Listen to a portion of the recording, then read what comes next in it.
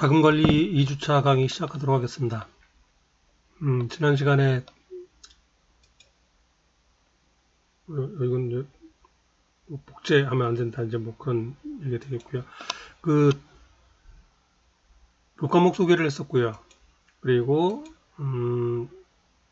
이제 자금관리지만은 이제 뭐 자금관리하고 재무관리 부분 같이 강의를 진행하겠다라고 말씀을 드렸습니다. 그래서 자금관리에 대한 얘기 설명을 드렸고요. 그 다음에 재무관리에 이런 것들이 포함된다라고 말씀을 드렸습니다. 그리고 이제 자금관리 학습 목표, 그래서 이제 구체적으로 회계 담당자로서 자금관리 어떠한 것을 해야 된다라는 거죠. 기본적인 내용들이 되겠습니다. 현금, 예금, 그 다음에 법인카드, 어음수표 관리하는 내용 말씀드렸고요. 그리고 일단 회계 담당자의 역할이니까 그 회계 개념이 좀 중요하다고 말씀을 드렸습니다. 그래서 이제 3교시 때 회계에 대한 전반적인 내용을 설명을 드렸고요. 자, 오늘 시간은 이제 자금 관리, 이게 뭐 그 교과목 제목이기도 하지만은 한 챕터의 제목입니다. 그리고 이제 자금 관리하고 적정 유동성에 대해서 살펴보도록 하겠습니다. 교과서를 보시면은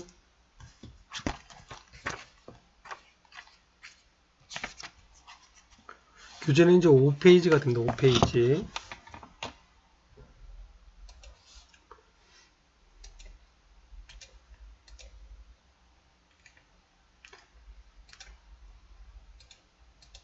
그래서 5페이지 보시면은 이제 뭐 자금의 개념부터 쭉 설명이 되고 있습니다. 그래서 이건 이제 교과서 내용이고요. 그리고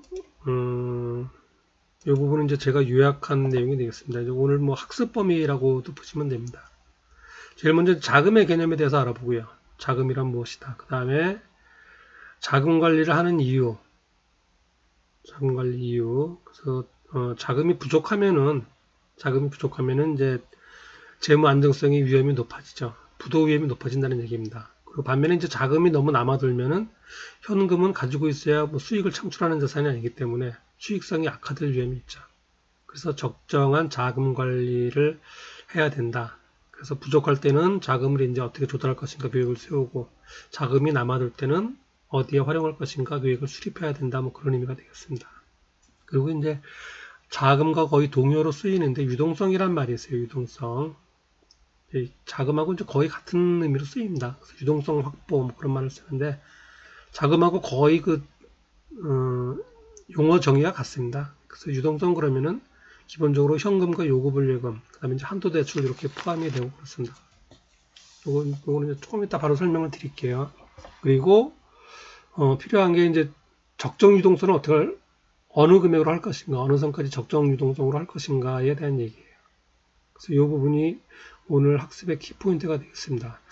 일단 그 자금하고 그 다음에 유동성에 대한 개념부터 설명을 좀 드리도록 하겠습니다. 자, 자금 보시면은 교재에 이렇게 나와 있죠. 자금이라는 용어는 다양하게 정의될 수 있다. 사전적 의미, 뭐 국어 사전적인 의미예요. 자금은 사업을 경영하는 데 쓰는 돈, 특정한 목적에 쓰는 돈을 뜻한다. 그런데 기업회계 기준에서는 자금을 현금 및 현금성 자산으로 정의하고 있고, 그 다음에 회계에서 쓰이는 현금 및 현금성 자산을 자금이라 그런다. 근데 실무에서는 뭐 한두 대출까지도 포함한 금액으로 한다. 그렇게 얘기하고 있습니다. 그 학습을 하면서는 이제 뭐 자금 관리도 마찬가지고 다른 교과목도 마찬가지예요. 항상 그 용어에 대한 개념을 정확하게 익혀 놓으시는 게 중요합니다. 지금 여기서는 제일 먼저 나오는 말이 자금이란 말이죠. 자금. 영어로는 펀드 그렇게 합니다. 펀드. 또는 뭐 그냥 머니 그렇게 얘기를 해도 되죠. 회사에서 쓰이는 돈이에요. 회사 운영자금으로 쓰이는 돈을 특별히 자금이라고 얘기를 하고, 구체적으로 자금을 얼마를 볼 것인가는 회계에 있는 계정 과목 중에서 현금이 현금성 자산으로 본다. 그렇게 기억을 하시면 되겠습니다. 자, 그래서 이제 현금이 현금성 자산에 대해서 좀 기억을 하셔야 되는데요. 이제 회계에서는 이렇게 회계 처리를 하고 있습니다. 재무제표에 공시되는 계정 과목으로는 현금 및 현금성 자산 그렇게 얘기를 합니다. 그리고 기업 내부에서 실제 이제 기록을 할 때는 현금, 그 다음에 이제 보통예금, 당좌예금, 그 다음에 현금성 자산 이렇게 세부 계정 과목으로 구별해 놓고 관리를 하고 있어요. 자, 그 중에서 현금 먼저 좀 살펴보겠습니다. 통상적으로 현금 그러면 다 알고 있는 개념이죠. 근데 조금 구체적으로 얘기하면은 현금에는 통화하고 통화 대용 증권이 포함이 됩니다. 통화는 통용되고 있는 화폐 그런 의미예요. 통용되고 있는 화폐. 그래서 우리나라 같은 경우는 한국은행에서 발행한 주화나 지폐를 얘기합니다. 주화는 동전을 얘기하죠. 지금 500원하고 100원, 50원, 10원, 1원짜리까지 있긴 있습니다. 그런데 이제 거의 사용은 안 되고 주로 이제 500원짜리, 100원짜리 위주로 사용이 되죠. 근데 이제 세금 계산을 할 때는 이제 10원 단위까지 계산하기 때문에 10원짜리 동전도 이제 은행에서는 이제 가지고 있고 뭐 그렇습니다. 그 다음에 지폐는 1,000원, 5,000원, 만원권, 그 다음에 5만원권 이렇게 네 종류가 운영이 되고 있죠. 그래서 통화 그러면 이제 한국은행이 발행한 주화와 지폐를 통화라 그런다. 그렇게 기억하시면 되겠습니다. 자, 그 다음에 이제 통화 대용 증권이에요. 통화 대신 사용되는 증권, 권리를 나타내는 증서, 종이라는 얘기입니다. 권리를 나타내는 종이. 그리고 이제 한자말로 이제 증권은 그렇게 얘기를 합니다. 흔히 이제 뭐 우리가 주식을 증권이라고 표현하는데 그것도 맞는 얘기고, 주식 이외에 이런 여기에 나와 있는 수표라든가 여러 가지 무슨 뭐 통지서, 무슨 표 그렇게 되어 있죠. 이게 전부 다 증권의 한 종류예요. 그래서 가만히 보시면은 타인 발행 수표, 자기압 수표, 가계 수표, 송금 수표 등등등 무슨 수표라고 붙어 있습니다. 타인 발행 수표는 말 그대로 이제 다른 사람이, 다른 개인이 발행한 수표를 얘기하고요. 그리고 자기압 수표는 은행에서 발행한 수표를 자기압 수표라고 그러죠. 요즘은 이제 5만원권이 이제 활성화되면서 그전에는 이제 10만원권 자기압 수표를 많이 이렇게 이제 시중에서 좀 돌고 볼 수 있었는데 요즘 이제 보기 좀 힘들어졌죠. 가계 수표는 개인이 발행한 거고, 송금 수표는 뭐 이제 돈을 이제 현금 붙여주기 위해서 뭐 발행하는 뭐 그런 수표음인데 역시 많이 쓰이진 않습니다. 예전 같은 경우는 뭐 인터넷이나 또는 온라인 그 전산화가 되지 않았을 경우에는 그럴 때는 이제 송금 수표 같은 것들도 많이 이제 활용이 됐었는데 지금은 전부 다 이제 계좌 이체하고 뭐 그러다 보니까 많이 사용되지 않죠. 뒤에 나오는 것들도 다 마찬가지 개념이에요. 우편한 증서, 공사채 만기 이자표, 배당금 수령증, 일람 출구보험, 국고지급 통지서, 대체저급 환급 통지서. 용어도 어렵고 저도 이런 것도 실물로 본 적은 없습니다. 다만 이제 요 말뜻 자체가 전부 다 현금하고 동일시 된다는 것들이에요. 그래서 이제 회계원리 뭐 시험 문제에서는 가끔 나오고 있습니다. 다음 중 현금에 포함되는 것에서 나오고 있는데 기본적인 개념 정도만 알아놓으시면 좋고 또는 뭐 모르더라도 아 이거 현금하고 바로 맞바꾸는 거구나 그렇게 기억을 하시면 될 것 같습니다.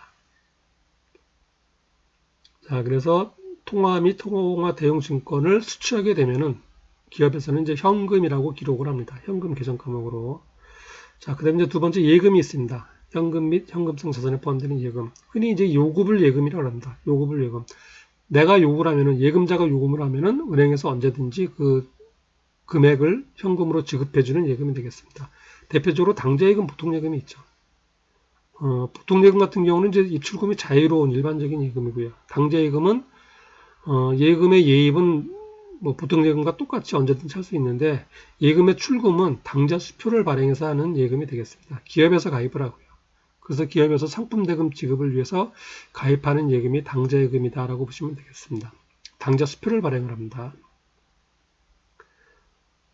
그리고 이제 여긴 요구불 예금인데 요거 말고 이제 뭐 정기예금, 정기적금 같은 것들도 있죠. 정기예금은 이제 일정한 금액을 예치해 놓고 그 기간이 지나면은 찾을 수 있는 예금이고요. 정기적금은 일정한 금액을 일정한 기간 동안 계속 불입하는 그런 예금이죠. 약간 틀리죠. 정기예금하고 정기적금하고. 그런데 어쨌든 정기예금이나 정기적금은 그 기한이 제한되어 있죠. 언제까지. 그래서 그 기간이 만료되기 전에는 예금을 찾을 수가 없습니다. 따라서 이렇게 사용이 제한된 예금이기 때문에 그거는 현금 및 현금성 자산에 포함되지 않습니다. 그래서 여기 이제 표현에도 당좌예금, 보통예금 등 요구불 예금이라고 표현이 되어 있는 겁니다. 요구할 때 언제든지 찾을 수 있는 예금이라는 의미가 되겠습니다. 자, 다음에 현금성 자산. 요거는 이제 일상에서 많이 쓰이는 말은 아닌데 현금하고 똑같이 취급되는 자산이란 얘기예요. 그래서 유가증권, 뭐 주식이 됐든 또는 뭐 채권이 됐든 그런 유가증권하고 그다음에 금융상품, 은행에서 취급하는 것들인데 어쨌든 기업에서 그 금융상품을 취급하는 당시에 만기가 3개월 이내에 도래하는 것, 무슨 뭐 환매채, 뭐 그렇게들 얘기를 합니다. 그 다음에 뭐 성환우선주, 그다음에 각종 채권들 있습니다. 그 다음에 무슨 뭐 기업어음, 뭐 양도성 예금 증서 그런 것들도 포함이 될 수가 있겠죠. 만기가 3개월 이내에만 해당이 된다면. 그리고 조건이 그것을 사고 파는데 큰 거래 비용이 들지 않고, 그 다음에 언제든지 현금으로 전환할 수가 있고, 그 다음에 혹시 이자율이 변동하더라도 가치 변동이 크지 않은 것. 기간이 짧으니까 그 값 자체가 많이 변동하지 않겠죠. 그래서 이런 것들을 취득하게 되면은 기업 내부에서는 현금성 자산이라고 기록을 하고, 그리고 요 세 가지를 묶어서 전부 다 현금 및 현금성 자산 이렇게 기록을 하고요. 그 다음에 요거를 바로 기업에서 자금으로 본다 그 얘기입니다. 자금, 운영 자금 뭐 그런 얘기 하죠. 사업에 자금이 필요하다. 기업에서 사용하는 돈을 얘기합니다. 자, 그 다음에 이제 조금 전에 한도 대출이라는 용어가 나왔어요. 한도 대출. 대출 받는 거죠, 기업에서. 자, 한도 대출, 여기 정의를 잘 내려놓고 있습니다. 개인이나 법인의 신용에 따라서 금융기관에서 일정 규모의 신용 한도를 미리 받아놓고 얼마까지 빌려주겠다 뭐 그런 의미가 됩니다. 그 한도 내에서 개인이나 법인이 필요할 때마다 대출을 받아 쓸 수 있는 대출 방식을 한도 대출이라고 합니다. 이러한 대출은 약정 한도 내에서 얼마까지죠? 자유롭게 입출금이 가능하고, 그리고 대출 받은 부분만 이자를 내고 그렇게 운영되고 있죠. 그래서 이제 개인이 흔히 하는 거에는 마이너스 대출이 일반적이고요. 기업에서는 여기 얘기한 당좌예금 개설을 할 때 예금 잔액이 없더라도 일정한 금액까지는 이제 인출을 할 수 있게끔 해줍니다. 그걸 당좌 차월이라고 그러는데, 기업에서 하는 당좌 차월, 마이너스 대출이 한도 대출에 포함됩니다. 그래서 실무적으로는 자금 실무에서는 현금 및 현금성 자산에다가 한도 대출까지 가산한 금액을 가용 자금, 흔히 얘기하는 자금으로 정의를 하고 사용을 하고 있다. 그렇게 기억을 하시면 되겠습니다. 자, 이제 자금의 개념에 대해서 말씀을 드렸고요. 그 다음에 이제 자금 관리의 중요성이에요. 자금 관리. 이렇게 현금을 관리하는데, 현금 관리의 중요성은 이 현금이란 게 자금이 이제 없으면은 자금이 이제 부족하다고 그러면은 당장 뭐 급여를 주지 못한다거나 또는 뭐 상품 대금을 지급하지 못한다거나 빌린 돈을 갚지 못한다면 기업이 부도가 나는 거죠. 그래서 기업 안정성이 굉장히 위험하고요. 그래서 자금이 부족해지면 안 되겠죠. 그리고 반대로 자금이 너무 넘쳐나면은, 쓸데없이 현금이 많다 그러면은 현금은 그 자체로 수익을 창출하는 자산이 아니죠. 더구나 뭐 요즘 이제 이자율도 낮기 때문에 예금을 해놔도 뭐 이자가 많이 붙거나 그러지 않습니다. 그래서 너무 자금이 많아도 문제가 되는 겁니다. 그런 자금이 있으면 어디든가 투자를 해야겠죠. 그래서 기업에서는 현금을 적정하게 가지고 있어야 됩니다. 그거를 이제 뭐 적정 유동성이다 그렇게 얘기를 해요. 그래서 그거보다 부족할 때는 어떻게 자금을 조달할 것인가, 그리고 자금이 좀 여유가 있을 때는 어떻게 운용할 것인가 계획을 미리 세워놔야 된다는 얘기죠. 그런 것들을 자금 관리다 그렇게 얘기를 합니다. 그리고 그런 자금 관리를 파악하기 위해서 뭐 자금 일부, 그 다음에 뭐 장단기 자금 계획표, 금융 현황표 등을 작성해서 관리하고 있다 그런 얘기가 되겠습니다. 자, 이제 유동성이라는 말이에요. 유동성하고 적정 유동성. 자, 조금 전에 말씀드린 내용입니다. 유동성 같은 경우 국어사전적인 의미에서는 자산을 현금으로 바꿀 수 있는 정도를 얘기를 해요. 그런데 이제 일반적으로 여러분도 이렇게 기억하시기 바랍니다. 기업에서 유동성은 기업이 언제든지 사용할 수 있는 자금으로 정의를 하고 있습니다. 기업이 언제든지 사용할 수 있는 자금. 그래서 보통 현금, 그 다음에 요구불 예금, 그 다음에 여기서 얘기하는 한도 대출까지 포함되고 있습니다. 그리고 이제 아까 잠깐 봤었던 뭐 요 현금성 자산 같은 경우는 이게 이제 많지도 않고 대개 기업에서, 그리고 일단 요거는 되팔거나 뭐 그런 게 있기 때문에 요거는 이제 유동성으로 보질 않습니다. 물론 이제 유동성으로 봐도 뭐 틀린 건 아니고요. 그런데 어쨌든 유동성 그러면은 현금, 요구불 예금, 그리고 한도 대출 이렇게까지 본다라고 보시면 될 것 같습니다. 자, 그러면 앞서 얘기한 대로 유동성 파악이 중요한데, 너무 많으면 수익성이 떨어지는 거고, 그리고 너무 적으면 지급불능 위험이 있기 때문에 위험하다는 거죠. 그래서 적정 유동성을 보유하고 있어야 된다. 그런 의미가 되겠습니다. 자, 지금 적정 유동성 규모의 계산. 그래서 요거는 이제 교재 6페이지에 나와 있습니다. 6페이지. 그럼 이제 적정 유동성을 얼마로 볼 것인가? 적정 유동성. 현금을 얼마 정도 가지고 있어야 되는가? 근데 기업 따라 틀리겠죠. 기업 따라 틀린데 통상적으로는 이렇게 얘기를 합니다. 기본적으로 일회 운전 자본을 가지고 있으면 적정하다라고 봅니다. 일회 운전 자본. 무슨 얘기냐면은 기업은 기본적으로 이제 영업 활동을 수행을 하죠. 상품을 사오고 팔고 합니다. 사오고 팔고. 그리고 상품 사오고 파는 영업 활동 이외에 투자 활동도 있습니다. 뭐 기계 설비를 사거나 뭐 공장을 설립한다거나 거액의 돈이 드는 경우도 있죠. 그런데 여기서 얘기하는 적정 유동성은 이제 투자 활동하고는 상관이 없겠죠. 투자 활동은 이제 장기적인 거고 금액도 큰 거고 그러니까 뭐 자금이었으면 투자를 미룰 수 있는 거니까. 그래서 투자 활동하고는 관련이 없고요. 대개 이제 영업 활동하고 관련이 있습니다. 영업 활동. 상품을 사오고 팔고 하는데. 근데 어느 정도 돈을 가지고 있어야 되느냐 했을 때 기업에서 혹시나 이제 뭐 상황이 요즘같이 이제 코로나19도 마찬가지고요. 외부 환경 변화라든가 뭐 여러 가지 이유로 인해서 영업 활동이 당장 안 되는 경우가 있죠. 매출액이 발생하지 않는 경우, 매출을 못하는 경우도 있죠. 그렇기 때문에 그렇게 매출을 못하더라도 회사를 운영할 수 있을 정도의 현금을 가지고 있어야 된다는 얘기예요. 그래서 그거를 계산을 할 때 뭐 일회전 운전 자본이라고 얘기를 합니다. 즉 상품을 팔아서 상품을 사와서 팔고 그 다음에 자금이 회수될 때까지의 기간, 그때까지 이렇게 영업을 할 수 있을 정도의 자금이 있으면 된다라는 의미입니다. 그걸 이제 일회전 운전 자본이라고 하는데 그 일회전 운전 자본을 계산하는 것을 이제 살펴보도록 하겠습니다.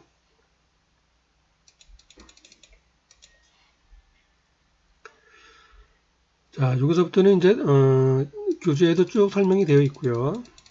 교재에도 이제 뭐 현금 회수 기간 그래서 이제 계산하는 방법이 나와 있습니다. 교재로는 이제 7페이지부터 되어 있고 7페이지에 이렇게 이제 그림으로 되어 있는데 내용이 조금 좀 어렵습니다. 뭐 어떻게 보면은 여러분 이제 자금 관리하는 부분에서 제일 어렵다고도 볼 수가 있겠어요. 이게 좀 계산도 좀 해야 되고 머리도 좀 써야 되고 그래서 요거는 제가 이제 따로 좀 설명을 한번 드리겠습니다. 여기서부터.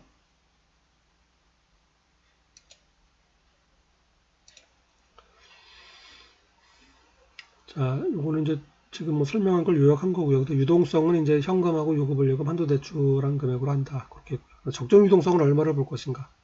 적정 유동성 개념, 적정 유동성 개념은 일정 기간 동안에 영업 활동을 유지할 수 있는 그런 자금이에요. 즉 매출을 못하더라도 좀 기업을 계속 꾸려나갈 수 있을 정도의 뭐 그런 걸 얘기를 합니다. 그래서 그걸로 이제 구체적으로는 일회전 운전자금 그렇게 얘기를 해요. 요즘 같은 경우는 이제 뭐 코로나 사태로 인해서 이제 식당 같은 경우 보면은 그래서 매출이 확 떨어지죠. 매출은 떨어지지만은 그래도 준비는 항상 해놓고 있어야 되는 거고요. 영업 준비. 그 다음에 이제 뭐 임차료라든가 뭐 종업원급여는 계속 나가겠죠. 그래서 그렇게 2달, 3달 정도를 서로 매출이 제로가 되더라도 버틸 수 있을 정도의 자금이 있어야겠죠. 그렇지 않으면 부도가 나는 거니까. 그래서 그런 것들을 적정 유동성이라고 얘기하는 거고 기업에서는 구체적으로 일회전 운전 자금을 가지고 계산을 합니다. 자, 일회전 운전자금 계산하는 거 여기서 이제 보시면은 현금 회수 기간에 일일 평균 매출액 곱한 거를 일회전 운전자본이라고 그런다 그러고 현금 회수 기간은 이렇게 계산한다 그러고요. 그 다음에 일일 평균 매출액은 연 매출액을 365로 나눈 것으로 보면 되겠죠. 자, 현금 회수 기간 뭐 일회전 운전자금 계산할 때 일일 평균 매출액은 이제 쉬운 개념이고요. 그런데 현금 회수 기간은 상당히 좀 어려운 말이 되겠습니다. 자, 요거는 따로 그림을 보면서 설명을 드리도록 하겠습니다. 자, 여기 이제 교재 그 7쪽에 있는 거를 제가 다시 이렇게 좀 뭐 이해하기 쉽도록 이렇게 하는 겁니다. 자, 가만히 보시면은 이제 현금 회수 기간과 적정 유동성 개념이에요. 자, 보시면은 이제 기업에서는 상품을 사오죠. 팔기 위해서. 그 다음에 외상으로 사왔다고 가정을 하면 어느 정도 지난 다음에 상품 대금을 지급을 하죠. 상품 대금 지급하고 그리고 그 이후에 상품을 이제 팔게 됩니다. 물론 매출이 이 앞에 있을 수도 있고요. 어쨌든 사온 다음에 팔게 되죠. 그리고 상품을 판매한 다음에 어느 정도 기간이 지나고 나서 뭐 하루가 됐든 이틀이 됐든 열흘이 됐든 한 달이 됐든 지나고 나서 매출 채권을 회수를 하게 됩니다. 매입부터 매출 채권 회수까지가 이루어지는 거죠. 자, 그런데 이제 현금만 놓고 봤을 때는 매입 채무 지급할 때 현금이 나가게 되는 거고요. 현금이 나가게 되는 거고, 그리고 매출 채권 회수할 때 현금이 들어오게 되는 경우죠. 그래서 매입 채무 지급부터 매출 채권 회수까지를 뭐라 그러냐면은 현금 회수 기간이라고 그래요. 현금 회수 기간. 그런데 이제 어떤 특정한 상황에 의해서 이 기간 동안 매출을 못 하고 있어요. 상당히 위험하죠. 기업이 이제 부도날 위험이 있기 때문에 이렇게 현금 회수 기간 동안 매출을 못 하더라도 그래도 적어도 이 기간 동안에 매출액만큼은 현금을 가지고 있어야 되지 않겠는가 하는 의미예요. 그래서 그거를 적정 유동성이라 그렇게 정의를 한다는 겁니다. 적정 유동성, 이 기간 동안의 매출액을 현금 회수 기간, 매입 채무를 지급한 날로부터 매출 채권을 회수할 때까지 얘기해요. 자, 그런데 이제 현금 회수 기간을 어떻게 계산을 하냐면은 이거 좀 잘 보시기 바랍니다. 자, 사올 때부터 팔 때까지가 사와서 팔 때까지가 회사에서 상품, 재고자산입니다. 재고자산을 보유하고 있는 기간이죠. 그래서 요거를 재고자산 보유기간 그렇게 얘기를 합니다. 재고자산 보유기간. 자, 그 다음에 팔고 나서 매출채권을 받을 때까지 이걸 뭐라 그러냐면은 매출채권 회수기간이라 그래요. 팔고 나서 돈 받을 때까지 열흘이 될 수 있고 한 달이 될 수 있고. 자, 그리고 또 하나 사올 때부터 사온 날로부터 매입채무를 지급하는 날까지 이걸 뭐라 그러냐면은 매입채무 지급기간이다 그렇게 합니다. 매입채무 지급기간. 자, 그러니까 이제 산식이 어떻게 되겠어요? 현금회수기간 계산하려면은 재고자산 보유기간 더하기 매출채권 회수기간 그리고 거기서 빼기 매입채무 지급기간 하면 되겠죠. 이렇게 계산하면은 현금 회수기간이 계산됩니다. 그리고 현금 회수기간에다가 하루하루의 매출액을 곱하면은 그게 이제 적정 유동성이 되는 거예요. 자, 그래서 이제 재고자산 보유기간, 매출채권 회수기간, 매입채무 지급기간을 계산하는 것을 이제 하나하나 살펴보도록 하겠습니다.